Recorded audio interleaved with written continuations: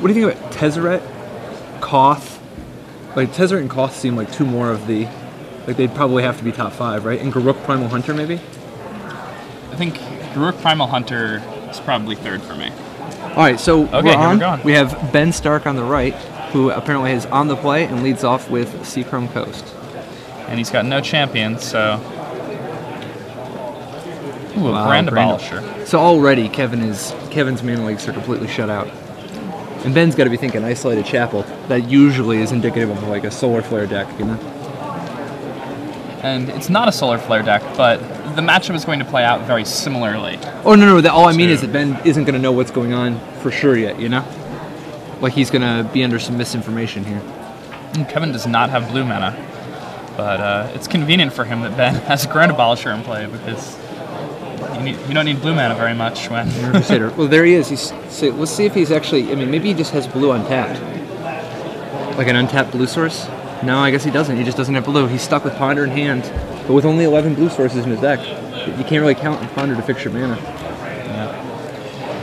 Oblivion Ring on the Mirror Crusader. Slowing down the beats. Now, it's a subtle play, but I actually really like Ben's play there of pushing the O-Ring off of the Mirror Crusader, establishing... Just cool, calm, collected, sends Angelic Destiny on the Grand Abolisher into the red zone. This one is going to be brutal if things don't turn around in a hurry. That's something a lot of people are very worried to cast their Angelic Destiny on something besides their Geist of Saint Trap. But Ben's a very strong player. Ben knows. It's a 4-power haste creature. Yeah, here's a 4-power haste creature. My opponent's tapped out, and when he does answer it with Day of Judgment, as long as he doesn't have another or Victim of Night, the Angelic Destiny comes back to his hand. No, it's a Grand Abolisher. Ben points out to him, you can't cast that on my turn. Oh my gosh, Kevin was trying to be too tricky and just waited till Ben's turn, using the classic instance are supposed to be played on my opponent's turn trap. That's gonna be very, very costly. I mean, even let's say that was a Grizzly Bears, it probably still would have been better for him to main phase. His opponent does have blue mana in his deck. Absolutely. The danger of cool things. And there we... Wow, he even had them. Wow, just without even missing a beat. Yeah. This is going to be really... Kevin's got to regroup psychologically, because I mean, this one's a this done game's deal. done. But...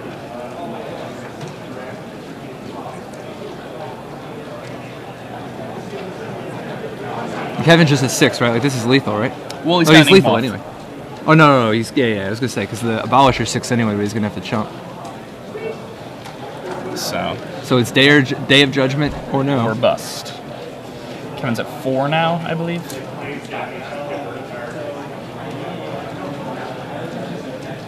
Shows him blue mana?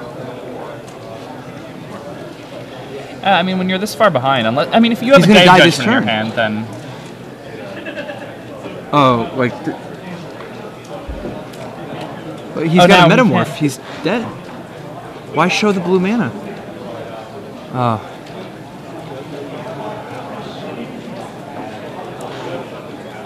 Oh, he's asking if he metamorphs the Abolisher, does it fly from the Destiny? Which it does not. It does not, no. Right. And so that's that. Showed him blue mana and scooped. And Kevin is not on Solar Flare. He's playing Tezzeret. Esper Tezzeret. Yeah, just commenting. It's very deceptive. A lot of these Esper decks, a lot of the decks can look like other decks, you know. It's worth noting how disconcerting it might be to perhaps Kevin drove here this morning and here's his first round. He's not really regular bigger tournaments, and he gets paired against one of the best players in the world. Absolutely. Yeah, no, I mean, nice pairings. All right, so I think Kevin's probably, I mean, for sure he's bringing in Day of Judgment, but I got a feeling he got beat down so bad that even if his normal plan isn't to bring in timely reinforcements, he will anyway. But it may just be that that's part of his early plan. But, like, that game, Ben did play a lot of ground creatures, you know? And psychologically. And from the looks of it, Kevin has so much card advantage, like high-end card drawers, that he could probably afford, like all these satchels and planeswalkers, he could probably afford to trim a little bit to try to buy himself a little bit more time. it's interesting. He has a lot of these cards that are really strong control mirrors, but at the same time, I think he's like kind of, I mean, he's got a pretty nice. He's got some spot removal and sweepers, so being on the play is going to help too. I mean, you got to remember, it's easy for us to say all this, but Ben just went, to Abolisher into Crusader into Destiny with Counterspell backup. I mean, that's a good draw. It's a good draw, right? And Ben was on the play, and Kevin didn't have blue mana, so. I mean, it's all fun and games now, but let's see what happens when Kevin actually does have blue mana, and if he hits Ben with an early Day of Judgment, Kevin's deck is pretty interesting in that he's essentially splashing blue for the Phyrexian cost, the Phyrexian Metamorph, and then ponders and Tezzeret. And Mana Leak. And Mana Leak. He does have the Mana Leaks. But yeah, he doesn't... I mean, 11 blue sources is a little low, I think. If you're playing Ponder, I can't imagine playing less than 13 in a Ponder deck. The thing it kind of reminds me of those old Tempered Steel decks that would play Ponder and only have like 9 or 10 blue mana or whatever. Right, yeah, like the old, soft splash Ponder. I guess it's good, but... It's like when I play against Merfolk in Legacy, I never understand, like, I've played that deck when playtesting before, and I've never been able to cast a Lord of Atlantis. I think it's a fable that you could ever even cast that card. You just permanently have Wastelands and Mutavaults at all times and never have Vial? Wow. Well, I mean, you have Vial. Vial's... That was the best card in the deck. You don't have a Vial in your hand, your deck is horribly underpowered. And that's the story of Merfolk's life. Ooh, the room just became brighter. Setting the mood here in Las Vegas.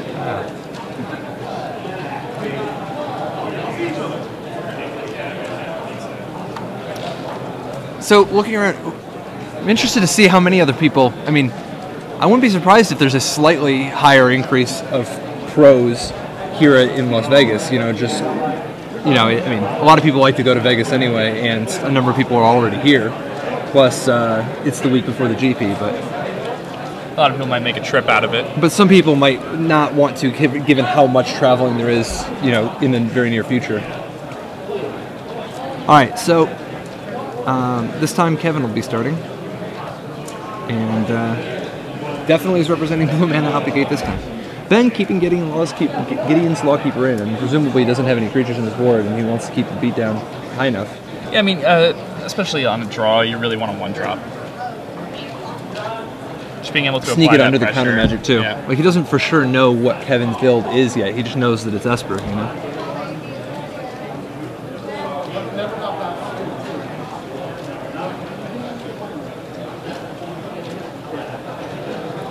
Kevin successfully casting a Ponder. Sees, doesn't like what he sees.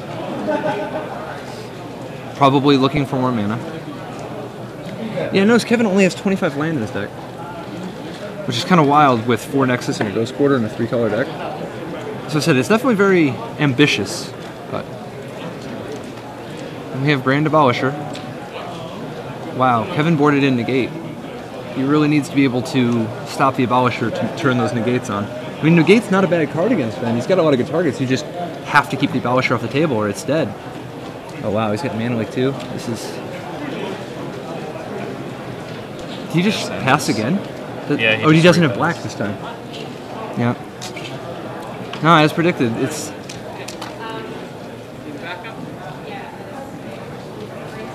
Yeah, Solar Flare and all of its variants, the mana... We always talk about how bad the mana is in Solar Flare decks, and the mana is obviously worse in this build than... Like, not worse, but more ambitious, I guess, than in a normal Solar Flare deck. This is tough. Do we know if Ben has Mana Leak in hand? Ben doesn't have blue mana. Well, he has an island in his hand. Oh, okay. He just drew it. Yeah, from the looks of it, he doesn't have any blue cards. Okay. Yeah, he doesn't have any blue cards, and he looks like he wants to slow play his hand a little bit so as to... Play around Day of Judgment.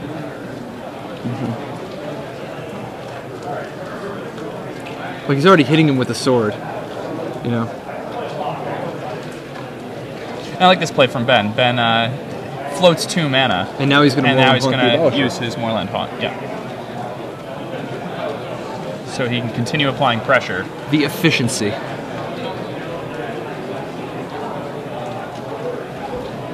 And now he may stick a Mirror Crusader and just have lethal on the table. Yeah. That's exactly what he does. So now Kevin's facing down lethal.